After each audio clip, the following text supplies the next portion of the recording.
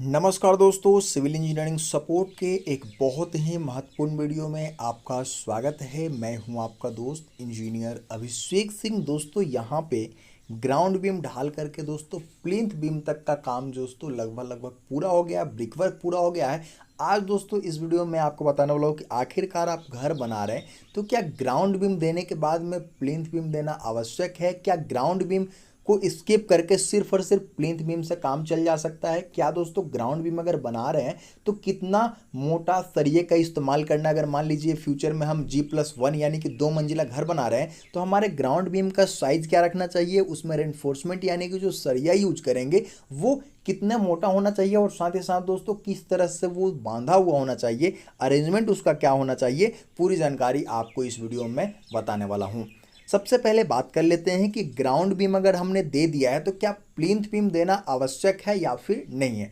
दोस्तों ये डिपेंड करता है कि आपका प्लिंथ बीम ग्राउंड से कितना ऊंचाई पे है।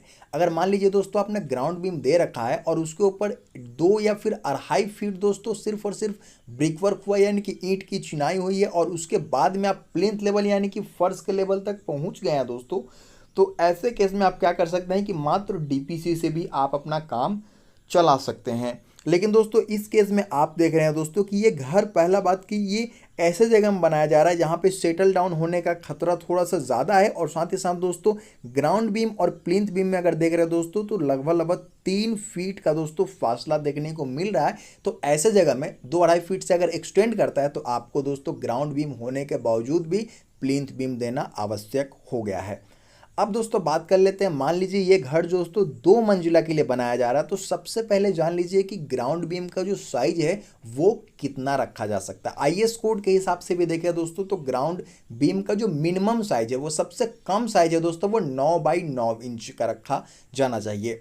लेकिन दोस्तों यहाँ पे G+1 की बात हो रही है, यहाँ पे 2 मंजिला घर की बात हो रही है दोस्तों, तो ऐसे केस में आप कम से कम ग्राउंड बीम का साइज होगा वो रहेगा 9x12 इंच का। और एक चीज़ का ध्यान देना है दोस्तों कि ग्राउंड बीम कभी भी ग्राउंड से 4 से 6 इंच मतलब कि ग्राउंड के नीचे होना चाहिए। मतलब कि जो हमारा ग्राउंड लेवल है उससे 4 से 6 इंच हमारा ग्राउंड बीम दोस्तों ग्राउंड में धंसा हुआ होना चाहिए। इससे फ़ायदा क्या होगा कि जब आप बैक फिलिंग करेंगे दोस्तों या फिर मिट्टी का भराव करेंगे आप अपने स्ट्रक्चर में, तो वो क्या होगा, नीचे से जो लीकेज का प्रॉब्लम आता है दोस्तों, क्रैक्स वगैरह आता है, और जो गैप बनता है ग्राउंड और ग्राउंड बीम के बीच में, और वहाँ से मिट्टी खिसकना स्टार्ट होता है जिससे हमारे फर्श में दरार वगैरह आता है, तो इस चीज़ से भी बचा जा सकता है। एक चीज़ का हमेशा ध्यान देंगे दोस्तों कि आप 9x12 का अगर ग्राउंड बीम बनवा रहे हैं तो कम से कम 4 सरिया आप 12 mm का बढ़िया कंपनी का लगवाइएगा। एक चीज़ का और आपको ध्यान देना है दोस्तों, जो स्टीरअप बांधते हैं, जो रिंग बांधते हैं, वो 6 से 8 इंच के बीच में होना चाहिए एक रिंग से दूसरे रिंग की दूरी। साथ ही साथ जो रिंग है उसका हुक 135 डिग्री पे मुड़ा होना चाहिए, और साथ ही साथ हुक लेंथ जो है वो 3 इंच यानी कि 75 mm के करीब होना चाहिए।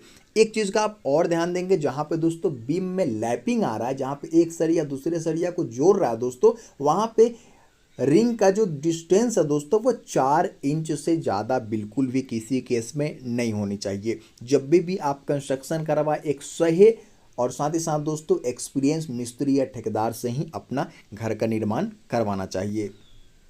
दोस्तों अगर आप चाहते हैं कि फ्यूचर में आपको एक्स्ट्रा बेनिफिट लेना है तो आप क्या कर सकते हैं कि 9x12 के ही कॉलम में आप क्या कर सकते हैं कि ऊपर में जो आपका कंप्रेशन जोन है उसमें 2 12 mm का सरिया दे सकते हैं, लेकिन जो बीम का निचला पोर्शन है दोस्तों, जो टेंशन जोन में आता है, वहाँ पे दोस्तों आप 3 12 mm का सरिया इस्तेमाल करके एक्स्ट्रा बेनिफिट जो है वो ले सकते हैं, क्योंकि वो फ्यूचर में दोस्तों आपके पास एक ऑप्शन बढ़ जाएगा।